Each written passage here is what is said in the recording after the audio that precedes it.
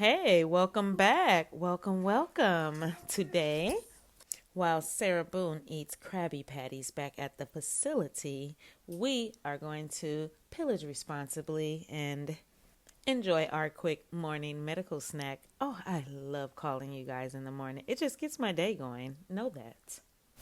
If you haven't joined the morning crew and missed what we were talking about yesterday, we caught up on Vinyl Gate, the vinyl. Who purchased the vinyl, the inappropriate vinyl for Little Man?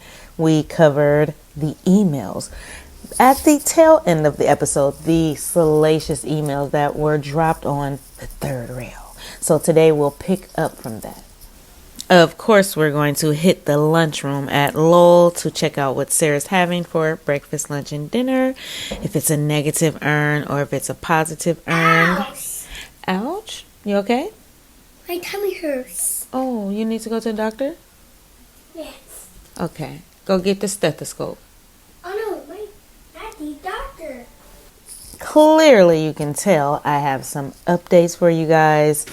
Nonetheless, before you get out of sorts, I want to thank you guys. Shout out to you in the chat, the replay crew. You know we can't do it without you. Trophies and blue hearts in the chat. Nonetheless, the email crew and hype crew, you guys have been showing out. You know I love a reason to celebrate, and you guys give me just that. We have so many crews. Oh, I love it. Sidebar, sorry you guys, our little human co-host has made his way into the office and I tried shooing it away. If you know of any repellents, please let me know in the chat below. He is very curious about what happened to that 5th page, so he's on the case. Big shout out to you guys down in the chat, my people. Seth Michaels 6094 says, regarding George, ... I think of him and his family a lot ever since I learned about the case. I can only imagine the pain and torment they have. I'm sorry, I'm fractious. I can only imagine the pain and torment they have been through and still go through. It is very heartbreaking to see them on video at the trial. It must be like a nightmare for them. At least there is a tinge of justice that she is getting bullied and nibbled on by ants foreveristically. New word alert. I do have a belief George is looking after his family in a loving spirit. All I can do is pray and send healing thoughts to them all. So sorry there are people like Sarah who take advantage of people with big hearts. But at least this one is sentenced to life cleaning toilets and isn't free to hurt people anymore. Yes, Sarah is shellacking and cleaning the toilets, the porcelain thrones of her enemies. Bedroom door. Shh.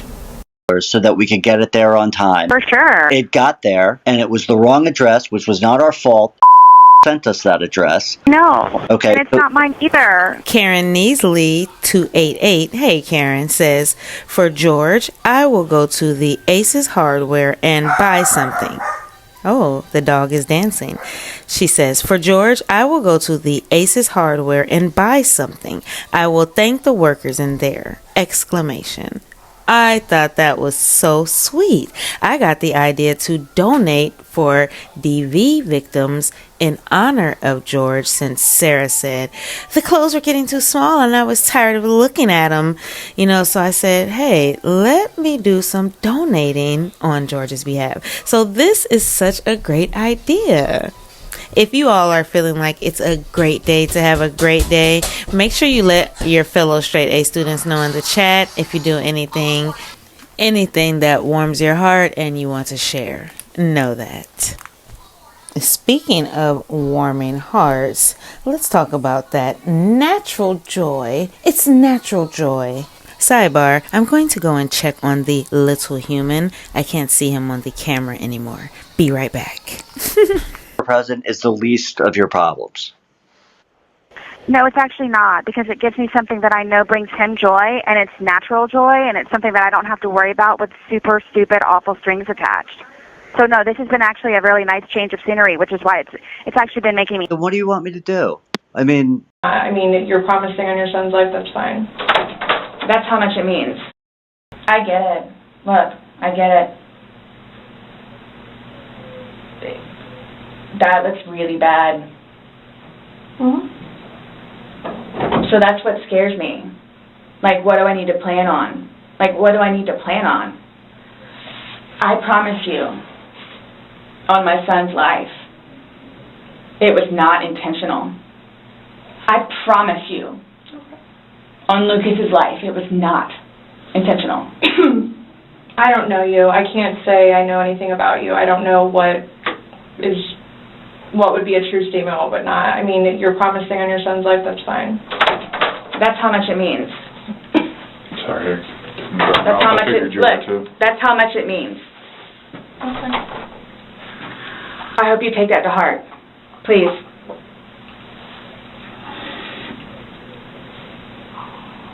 And it's documented that you said that, yeah. I get it.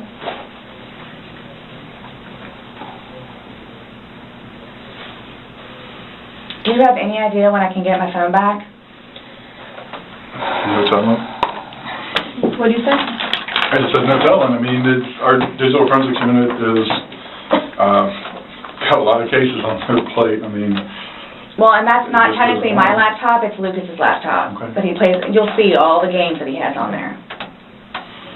As soon as we can get that back to Lucas, we will. As soon as we can release your phone, we will. But we have no way of being able to tell you because we don't have control over their caseload and how they arrange what they do. So I don't know. And at this point, I think, honestly, with everything else that's going on, that should probably be at the bottom of your list of worries. I'm trying to make Lucas happy so he can have his laptop back. Okay. I don't know. And at this point, I think, honestly, with everything else that's Brian going on, that have a laptop should for probably him? be at the bottom of your list of He has worries. his laptop that he has to do for work. I'm trying to make Lucas happy so he can have his laptop back. Dropping. Okay.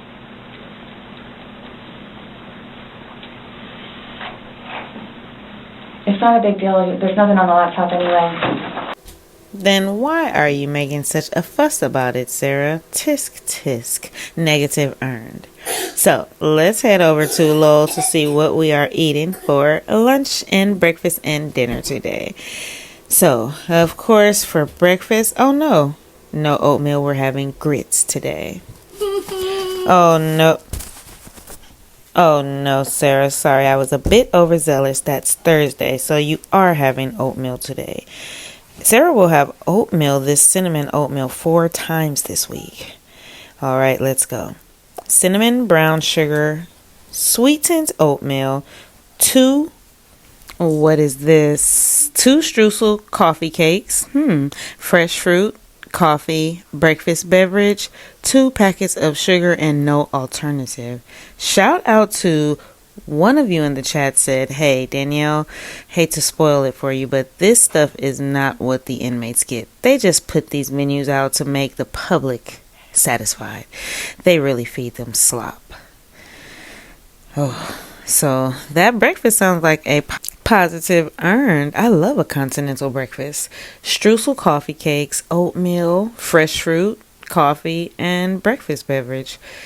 She didn't get any fortified beverage this time. No extra vitamins so that she can shellac the porcelain thrones. Okay, so for lunch we will have turkey. I don't have my glasses. Let's see. Oh, turkey fried rice, dried beans, carrots, buttermilk biscuit, cookie 1, fortified tea, dried beans. Now that sounds like a positive earn. That sounds like something that I can work with. Let's see. Turkey fried rice, dried beans, carrots. She hasn't had carrot coins in a while. A buttermilk biscuit and a cookie. A buttermilk biscuit with turkey fried rice and a cookie? Fortified tea, and she has the choice of dried beans or rice as an alternate. So that sounds pretty good. I think I might exchange the biscuit for rice as an alternative. That way she can make like a little bowl, like a teriyaki bowl. Put the rice, beans, carrots in the bowl, and then she can have the cookie. I don't think she needs the biscuit. So we'll give that a positive earn. What do you guys think in the chat? Now, you guys are going to rate dinner. She's having breakfast for dinner. Scrambled eggs and potato casserole. Shout out to Disney Mom, Elsie, everyone who shares recipes in the chat and what's for dinner. What are you guys having today? I actually had a turkey sandwich and a Caesar salad from the deli section at the market, and it was pretty good. Okay, dinner, she's having scrambled eggs and potato casserole. Breakfast sausage, 1. Cheesy grits, 2 buttermilk drop biscuits. Now, for lunch, she had the option of a buttermilk biscuit. Let me know below, my culinary people. Check in the chat and let us know the difference between a drop biscuit and a regular biscuit. I'm thinking the drop biscuit might sound like homemade, really good, kind of like grandma's biscuits.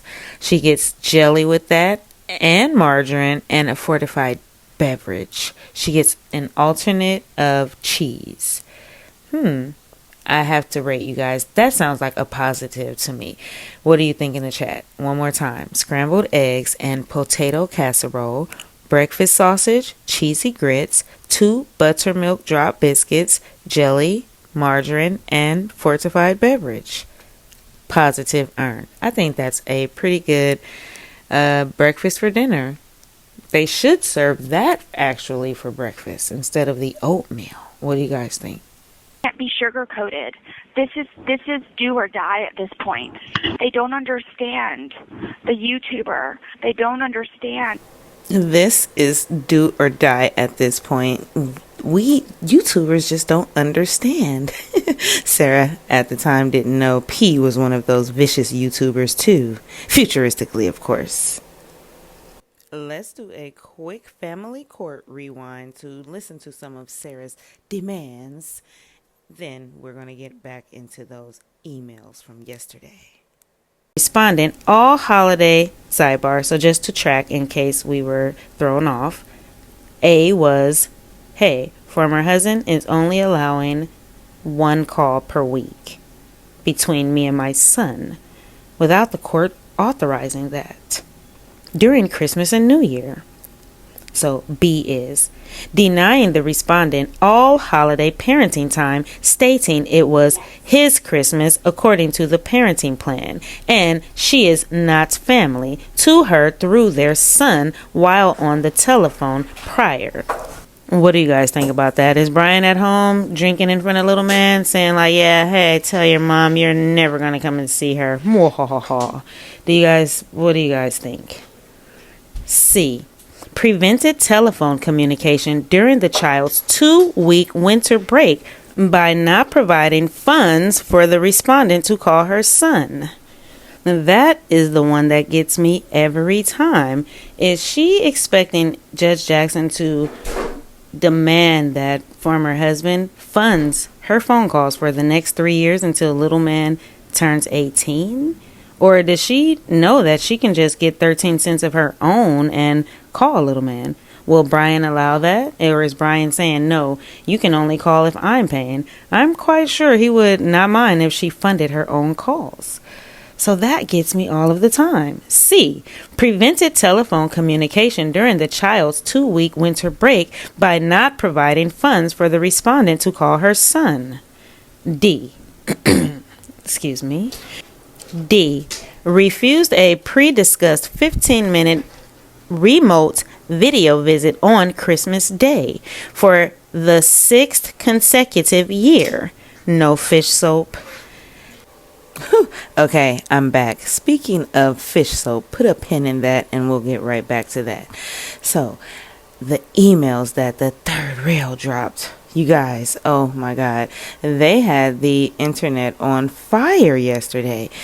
Those emails completely showed Lana in a different light than we've all seen previously, prioristically. We know that she was the HBIC Queen Grime, as Sarah said, but those emails showed that she was even instructing the third rail on what's what and how many. She came down here willingly, and let me say, for a long time, we haven't discussed Lana. Once she passed away, it was like, okay, Lana, thank you for helping us get the life sentence, and we moved forward, right?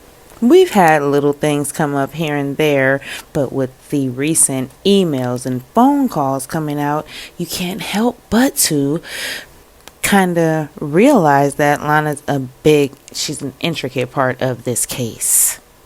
So do we ignore that since she's no longer here? And I saw a comment from one of you in the comment section that said, hey, no disrespect, but I see that Lana is passed away, but she's not the victim in this case. George is. She was a willing participant. I said, oh, good point. The person said, it isn't disrespectful to discuss what Lana actually did.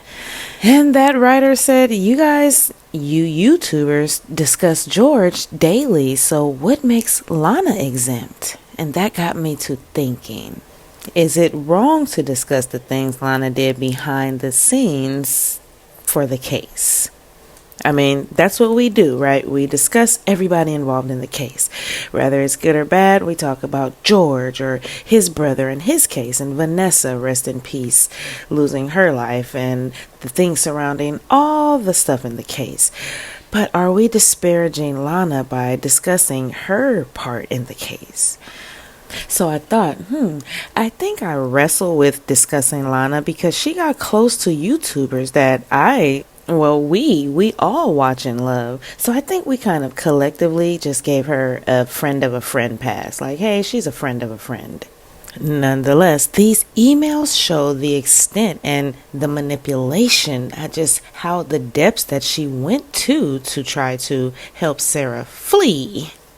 I was even ignoring my true crime instincts that Lana knew that she had to know that Sarah was guilty just from the interrogation and body cams and letters and everything alone.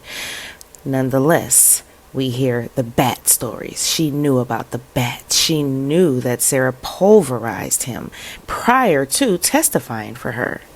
James had told her about the autopsy before. He told her, like, hey, don't discuss this with her, but she pulverized the guy. His head, it was horrible. That, coupled with the snuff film, are we to believe that she needed to physically see the autopsy to believe it? That is just what I wrestle with, that it took for her to see the autopsy to believe everything that we had already seen. So the new emails and calls just give us more of an point blank between the eyes view of things, right? Now, the recent email, it was about Lana after her and Sarah broke up when she was busted online by Australia. So she was livid with Australia. As you can imagine, she's like, hey girl, you busted me. Why'd you tell Sarah? Now she's mad at me. Australia's like, sorry mate. I had to tell Sarah that it was a leak in the team. Lana was livid because she thought Australia was about to take her place, which futuristically she probably did and maybe regrets it because I'm pretty sure Sarah's overloading her. But we found out to this day, Australia and Sarah still talk. So Lana was right to be afraid, her fears of being replaced as HBIC. They'd come true after all of the blood, sweat, and tears and spa days that she'd put into Sarah. She'd been replaced. Gasp, I'm clutching my pearls. So I figure as long as we aren't disparaging Lana, and we're pretty nice in the chat, so it's okay to discuss what she left us and the new developments. It's what we do. We love this case. Now, let's commence. Lana's text messages to her brother was very eye-opening.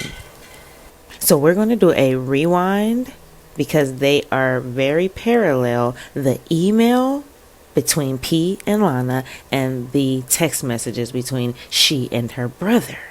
In the email, she's describing how she's trying to secure relationships with YouTubers for Sarah to get information and to help spread the gospel about her innocence.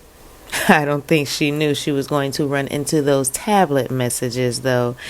Ooh, that probably stopped her in her tracks. At that point, she knew she was exposed, so she had to come to the light. Shout out to Reddit. Maleficent Match 7452 says, yeah, and she would have known P&J and YouTubers were not fans of each other. My read from that email was that Lana wanted to reinsert herself in a different way after Sarah cuts her off. Very cold, very weird. In the email, Sarah's cut Lana off. She's written her out of the will, and Lana is so distraught. She's still trying to throw her a olive branch. We know she had been sending her family law information that Sarah used and still ignored Lana. So on the email, she was so distraught. Like, maybe once she calms down, we can still work together. You know, she still had hope that Sarah would change her mind. Maybe she forgot she was dealing with a cold-blooded Killerer. Excellent Chef 9045 says, yeah, you're right. Lana wasn't just along for the ride. She was in the driver's seat for a very long time. I guess it gave her something to do. It made her feel important. I think once she got it into her head that Sarah was being railroaded, she turned her brain off and went full force on Team Sarah. It seems like YouTubers started to bring her back from the dark towards the end. If you study Lana's life story, you can kind of see why she might have identified with Sarah. However, I'll never be able to get my head around how she was able to buy into Sarah's bull shit, her version of events, when the truth of what happened was so obvious to the rest of us. It'd be charitable to say she was naive and not nefarious, but then again, sometimes willful ignorance is just as destructive as deliberate malice. Maleficent says, I don't really know anything about Lana's life, to be honest, but I have a hard time believing that she truly believed in Sarah's innocence all that time.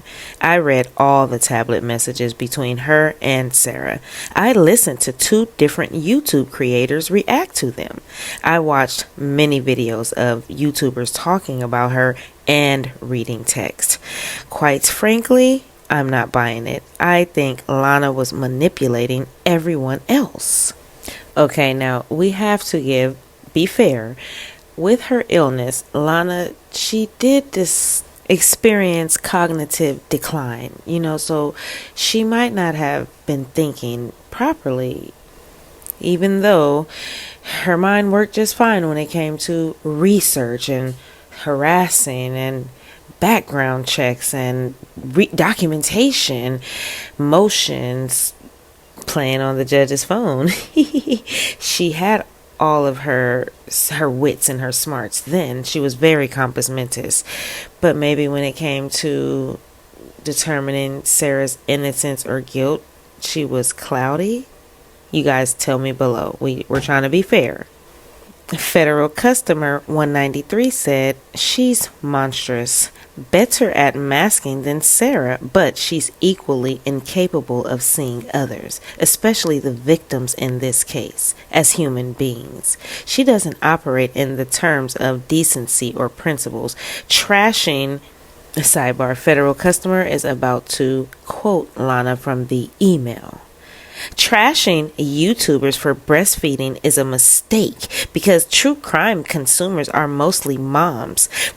People are assets and decisions based on market demographics and optics. She wasn't as bright as she thought she was, but she absolutely delighted in the idea of being the mastermind and choreographer, directing everyone from Sarah to Owens to the YouTube creators and the documentarians. She was she was manipulative and a control freak who probably saw Sarah as a dumber, less able fellow sociopath she might be able to puppeteer towards freedom by telling her how to act and what to say to evade justice.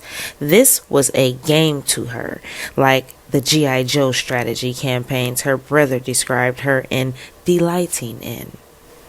I do think that Lana was having a ball with the little mischievous Mean Girl games, and when Sarah snatched the rug from under her and kicked her out of the Mean Girls Club, it broke her heart. Shortly afterwards, she passed away. But yeah, in the email, she was directing P&J, like, hey, your demographic is this. You need to do this, that. Like, it was so eye-opening that she was very hands-on. We knew she vetted everyone from Anna Garcia to Sadasia, the person who was supposed to come and give Sarah a new wardrobe. She vetted everyone except for Australia. For some reason, Sarah connected with Australia without Lana, and that's the only relationship she did not have control of. Let's do a rewind and listen to Lana and her brother while Lana, like in the email, just expresses her heartache and pain after Sarah has booted her out of the Mean Girls Club. She sends me the nastiest, meanest crap. I still... Did she already know about her channel? So Lana says she wouldn't talk to me for a month. Her sibling says, I mean, she was kind of known for being a control freak already, firing all of her lawyers, wasn't she? Before she left, she accused me of game playing and not doing my best, whatever that meant. Yep. Anyways.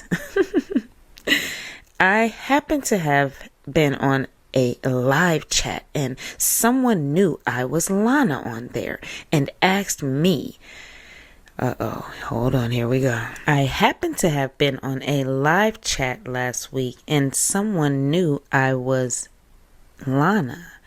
How would they know she was Lana? And they asked me the question of whether I still thought she was innocent. And I answered that I used to until I heard about the bet. Well, another friend of Sarah's who thrives on drama, okay, I think she's talking about Australia, took a screenshot of my comments in the live chat and sent them to Sarah, including my saying hi to the content creator she told me not to talk to. This is so middle school crap. Anyways, she sends me the nastiest, meanest crap. Called me a traitor, grime queen, rotten. Tried to tell me to cease and desist all mention of her or our friendship, and tried to tell me that everyone was mad at me, etc. I told her goodbye. I was nice about it, but it was like I had woken up. Okay, so Lana is having an awakening. Her sibling says, keep typing. I'm reading. I just have to do a quick interpretation of this. Well, give me like 5 minutes. So Lana's waiting the 5 minutes. I'm sure she is frazzled. Okay, he's back. It's okay. Anyways, her flying monkey who had, quote, tattled, came onto the comments trying to yell at me, and I told her that my friendship with Sarah was not her business and that she wasn't doing her any good by pot stirring any drama. Anyway, so there it is. So People know I was Sarah's friend. Some hate me for it. Some believe I was some vulnerable, handicapped person. Either way, I don't care. I am free. So as she's responding, her sibling, the 5 minutes is up, her sibling comes back. Says, okay, I'm just catching up. Sidebar, to be fair, how would anyone know that Lana was in the chat other than the creator and someone who knew her, like Sarah's other friend? She would have recognized the handle, right? So what I'm gathering is Lana was just talking freely in the chat and got busted. And she's telling the other friend, like, hey, you're not going to do her, and it's going to cause trouble. And ultimately, Sarah will lose a friend, and she did. So Lana continues. Sidebar, this next part, it goes exactly with what she emailed with the documentarians, but she twisted it a little bit to her brother. Oh, I forgot one component. This next part, I can't tell many people. Certainly not the public for obvious reasons. She had a documentary producers were working with. We were working with. When things went south, they contacted me asking if I still was willing to interview. I told them as long as I would not be vilified. Well, they just let me know two important things. One, the doc is dead in the water. No production. No production company wants to fund it as they believe Sarah is guilty as hell, and now I'm not her friend. You need to be careful with people with nothing to lose. Will happily sue. You need to be careful. People with nothing to lose will happily sue. You just got on your feet financially recently. Don't let her disrupt that. Just my 2 cents. Lana continues. 2. They still want to work with me on other projects, including one on kidney disease. I totally understand. But she can't travel to Minnesota, and she would have to sue. Just like a loving sibling, Lana's sibling is like, don't let her disrupt your life, dude. You just got financially settled. Got your ducks in a row. Don't let stocks and bonds, baby. Old money. Well, why do you think I stayed married to him for so long? So Lana starts to send a bunch of scriptures to her sibling. They're reading the scriptures, then it continues. Stop trying so hard to get the grimy followers to like you with all your comments and insight, quote unquote, about me. It's embarrassing. Maybe you can give grimy new bestie pointers on how to breastfeed her almost 5-year-old who better while she's online reading your comments about me. It's sad, Lana. You've stooped this low and ended up this way. The nerve of her. Who spoke to Sarah like this for her to speak like this to people? And all of the world sees I've stopped communicating with you. You're a traitor. And that comment when someone asks you why, I'm gathering she is talking about the screenshot she was sent where Lana was responding to why she believes she wasn't innocent. And I never asked you for a dime. You added money to my commissary account in hopes I'd be your new friend like Tanika is now. How much did you give her? So sad you're a liar too, just like the rest of them, conformist. And even after she bashed you online live, are you that desperate? No matter to me. I am formally demanding Sarah loves giving out her verbal cease and desist now, doesn't she? Subject matter jurisdiction. Shout out to Daryl Brooks. I am formally demanding you cease and desist discussing anything about me, my son, my case, my life with YouTuber Tanika. Stop talking about me as a whole and in every way, shape, and form. I added that. You're rotten, Lana. Cut and paste this message to all your grimies. Queen Grime herself. Shame on you. Happy reading, Grime herself. Sarah is the queen of projection. Okay, Sarah is feeling betrayed. She's feeling betrayed over a YouTube post nonetheless, but she's feeling betrayed by her right-hand woman. These two were mean girls together. They were doing background checks and being stealthy, playing on the judge's phone, all sorts of things together, and now Sarah feels betrayed. So Lana says, don't show mom. I told her all about all of this, but she'll want to charge into the internet. Aw, mom. Her sibling is like, nope, I won't tell mom. But you can't demand people stop talking about a public case. Lana says, nope. She's been adjudicated guilty. She has no leg to stand on. Lana says, and I was 100% part of the friendship too. I have the right to talk about whatever I feel like. Okay, so how are you guys feeling? Let me know in the chat. Now, remember I told you earlier to put a pin in the fish soap. Shout out to Kim Stole My Fish Soap. I totally forgot that number one, Lana was the first person to actually send Little Man a gift. The fish soap. Lana sent the fish soap. I completely forgot. But I think she sent the fish soap to former husband. Nonetheless, she sent Little Man a gift. She was the first one. She was a trailblazer. And juror number 3, the jury is still out on whether we got that apology or not to former husband from Lana.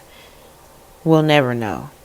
All we know is Lana vetted the documentary, guys. Did all of that work for Sarah to kick her out of the club. Let's get back to the text messages. Oh, I forgot one component. This next part, I can't tell many people. Certainly not the public for obvious reasons. She had a documentary producers were working with. We were working with. When things went south, they contacted me asking if I still was willing to interview. I told them as long as I would not be vilified. Well, they just let me know 2 important things. 1, the doc is dead in the water. No production. No production company wants to fund it as they believe Sarah is guilty as hell. And now I'm not her friend. You need to be careful with people with nothing to lose. Will happily sue. You need to be careful. People with nothing to lose will happily sue. You just got on your feet financially recently. Don't let her disrupt that. Just my 2 cents. Lana continues. 2, they still want to work with me on other projects, including one on kidney disease. I totally understand. But she can't travel to Minnesota, and she would have to sue. Just like a loving sibling, Lana's sibling is like, don't let her disrupt your life, dude. You just got financially settled. Got your ducks in a row. Don't let stocks and bonds, baby. Old money. Well, why do you think I stayed married to him for so long? So Lana starts to send a bunch of scriptures to her sibling. They're reading the scriptures, then it continues. Stop trying so hard to get the grimy followers to like you with all your comments and insight, quote unquote, about me. It's embarrassing. Maybe you can give grimy new bestie pointers on how to breastfeed her almost 5-year-old who better while she's online reading your comments about me. It's sad, Lana. You've stooped this low and ended up this way. The nerve of her. Who spoke to Sarah like this for her to speak like this to people? And all of the world sees. I've stopped communicating with you. You're a traitor. And that comment when someone asks you why, I'm gathering she is talking about the screenshot she was sent where Lana was responding to why she believes she wasn't innocent. And I never asked you for a dime. You added money to my commissary account in hopes I'd be your new friend like Tanika is now. How much did you give her? So sad you're a liar too, just like the rest of them, conformist. And even after she bashed you online live, are you that desperate? No matter to me. I am formally demanding you. Sarah loves giving out her verbal cease and desist now, doesn't she? Subject matter jurisdiction. Shout out to Daryl Brooks. I am formally demanding you cease and desist discussing anything about me, my son, my case, my life with YouTuber Tanika. Stop talking about me as a whole and in every way, shape, and form. I added that. You're rotten, Lana. Cut and paste this message to all your grimies. Queen Grime herself. Shame on you. Happy reading. Happy reading. I'm so happy she's eating Krabby Patties for the rest of her life. Reject. I hope you're enjoying this juicy, good read too. Ooh. Are you buying what Lana's selling? Are you picking up what she's putting down? Lana says, she was afraid I would see the autopsy and medical reports. She was afraid my opinion would change. Her nasty gram was a fight or flight response. I mean, it's all public record. I would expect a friend who was helping me in my case to dig and be thorough. That's what I was doing. Well, at least that's what I was doing. Well, at least you found out now instead of much later. James, her lawyer, and I used to have these 3 a.m. chats, and I asked him during the trial if it was true about the bat, if she really messed him up with it. He said it was true, but do not ever talk to Sarah about it because her response to me would incriminate her and it would mess with her appeal. Well, I responded to her. See, that's where Lana loses me. How could you watch the same video we all watched and think she was innocent?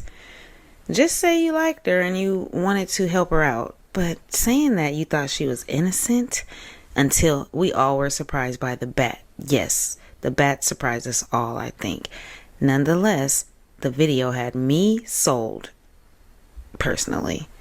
Lana says it would mess with her appeal. Well, I responded to her and I apologized for not telling her my opinion had changed in private with her first, but I was not able to. I'm still not supposed to, but she couldn't let it go.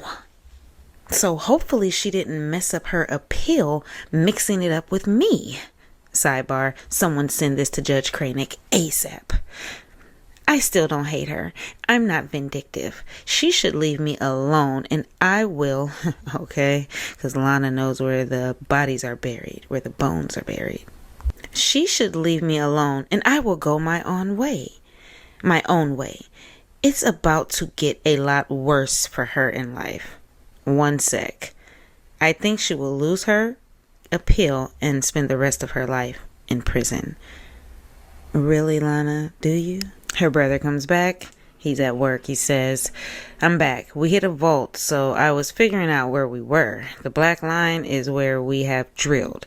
The blue line is, he's showing her a graph from his job. The blue line is seismic data.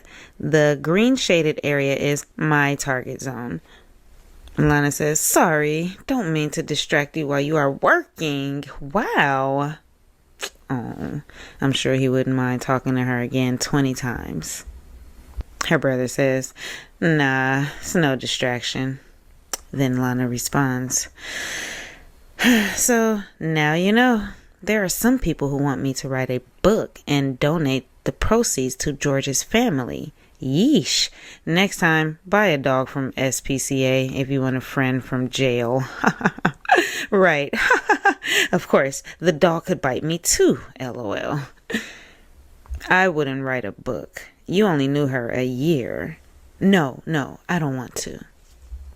Sidebar. We have discussed in the comment section how Lana would be the perfect person to write a book.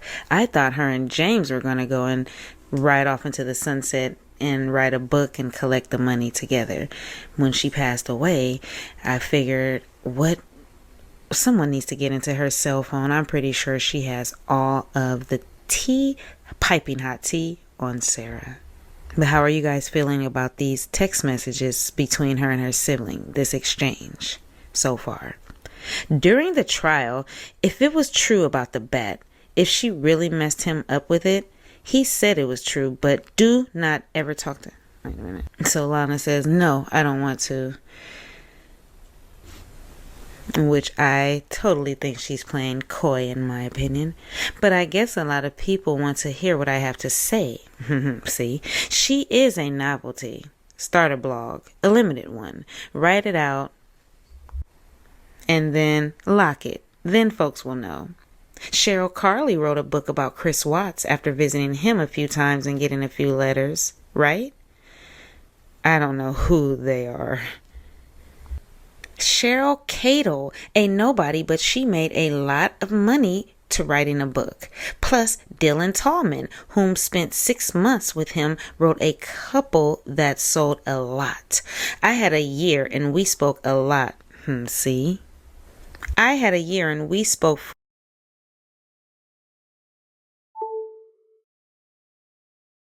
a lot of the time with calls and messages. I could pull it off, but why not? Go for it. Then Lana says, that's the kind of thing she'll sue me over. I think you're right. Narcissists try to rope people back in. Then her sibling says, how you feeling today? How's your health? I'm feeling pretty good today. Kind of tired, but feeling well. How are you? Seems like her sibling is trying to shift gears, change the subject, you know? He sees that his sister is in a little too deep. She's put her toe in the quicksand. How are you? I know some point in the past you were dealing with A1C stuff. I hope that's no longer the case. I really don't want you in the chair next to me at dialysis. He says, I'm good. No issues with that. Now, this next part, I think it's out of sequence. Again, this was emailed to me from Reddit. Nonetheless, it's important. Listen, very close. Funny how they all cling to religion in prison. Yeah, and I love the little touch of feminizing them. Send her back the psychological definition of narcissism and misogyny. Calling me a fool? Okay. She sounds like a sociopath. No emotion for anyone but herself. Quite true. Listen to this. Lana was very, very busy when it came to Sarah. A lot of mean girl stuff going on. Not saying we agree with it, but she did get us that life sentence. She helped us. I was the one who got her the team of lawyers and her shot at a trial. I was the one who got her the producers who sent her a lot of resources and spent a lot of time and energy on her. I made sure her appeal went through when it got stalled. I was the absolute wrong person for her to mistreat. But she couldn't help herself. I couldn't tell her I no longer thought she was 100% innocent. And then her brother says, what was the deal with that? Sidebar. That's what got me there. I could no longer tell her I thought she was no longer 100% innocent? What's up with that? I'm like, her brother, what's up with that? That part is really hard for me to buy, what Lana is selling about being tricked into thinking Sarah was 100% innocent. Anyone who saw that video, okay, I'm ranting. Back to the text. Oh, okay, this is good. So her sibling says, what was the deal with the bat? I could still fight for her appeal because I believe she should have manslaughter, but the bat made the issue quite different. She said in the trial that George got his arm out of the suitcase and was trying to get free. She said she picked up the bat and jabbed his arm back inside. Untrue. His arms and fingers were fine. I got a hold of the autopsy and his head and shoulders were bashed to shit. I didn't tell her that. She started thumping on him, huh? I'd seen the autopsy. Yep, she lied on the stand. Did the coroners point out the discrepancy? Yes, they did. I know why Sarah was so terrified of me talking to Tanika. She was afraid I would see the autopsy. Okay, help me out. Is Lana saying that without the autopsy, she thought Sarah was 100% innocent even though she saw the video? And that she was tricked into thinking that she was innocent? She then goes on to say, she was afraid I would see the autopsy and medical reports. She was afraid my opinions would change. And we read this part, so it goes on. You can pause to read the text yourself. But what are you thinking? These are the text messages that were released on Reddit by Lana's brother. Seems like he was at work one day talking to Lana. She needed to vent and just get some stuff off of her chest after she and Sarah had a breakup. So, if you haven't heard, those are the emails between Lana and her sibling. They parallel the email between the third rail and Lana right after she was booted from the Mean Girls Club. As you can imagine, she was frazzled, all out of sorts, and she pretty much was showing her hand as the mastermind in the email with P and J, telling them, directing them on demographics and ways to befriend YouTubers like she had, and just a multitudinous amount of things, which was kind of disheartening because we had wrapped up the Lana chapter. You know, it was just like, okay, Lana, she was misled by Sarah. She was naive. She didn't know what was going on, but she found out and she figured it out, you know, so she apologized and everything moved on. But now that we see more behind the scenes, it seems like there are new developments. Do you understand what my criminal case was about? Oh, yeah. Do you understand the domestic violence part of it? Mm-hmm. No. Well, yes, just not from the side you think. Did you watch my trial? Yes. Did you see the pictures? Oh, yeah. And I saw all the videos. Thank you, James. Sit that right here. In regards to the children's rights, I would like to ask, please, number 6, where it says not to hear parents speak ill of each other, nor to hear about the difficulties of the other parent. Have you ever called me murder? Okay, our Saint Sarah, who knows how to do everything. She excels at everything, but at the same time, doesn't know what she's doing. Now, she's getting frustrated that Brian isn't going along with her little fiasco about safety and danger with George back at the townhome, right? So, she asked Brian a question. Are you familiar with my case? And James hurried up and ushered in the picture of the faux black eye. Have you ever made an attempt?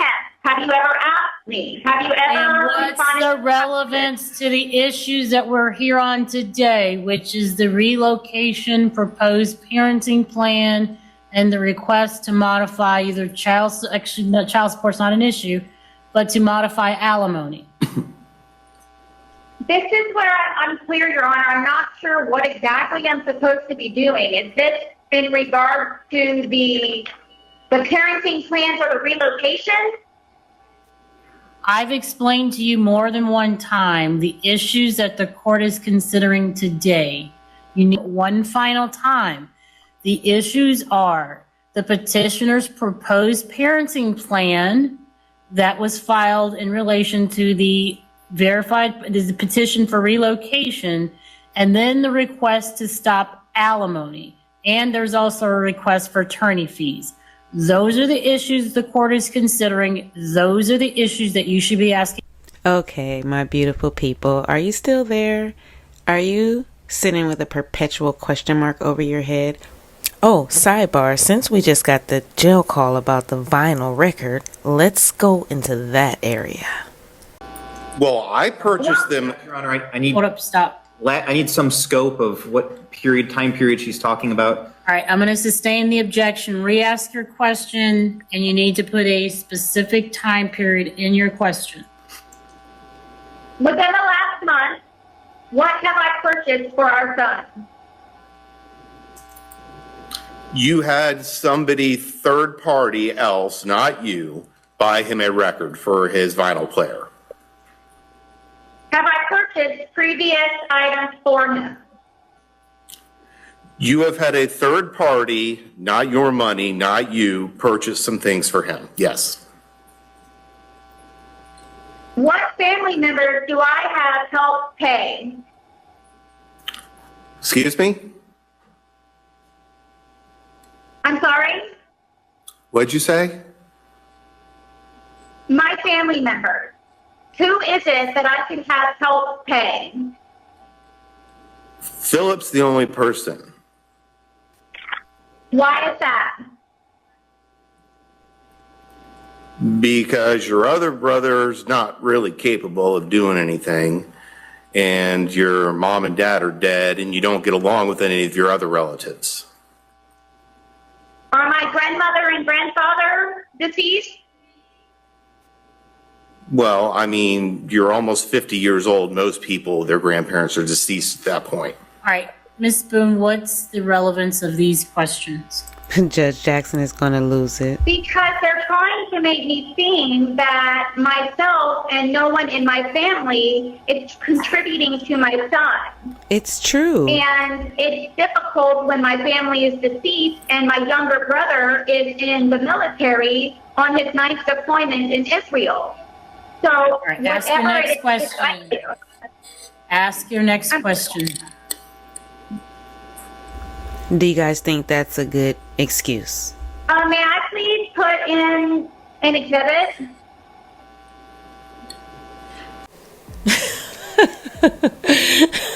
Judge Jackson, where are you? If you made it this far, you know I appreciate you, and I will see you on the next episode.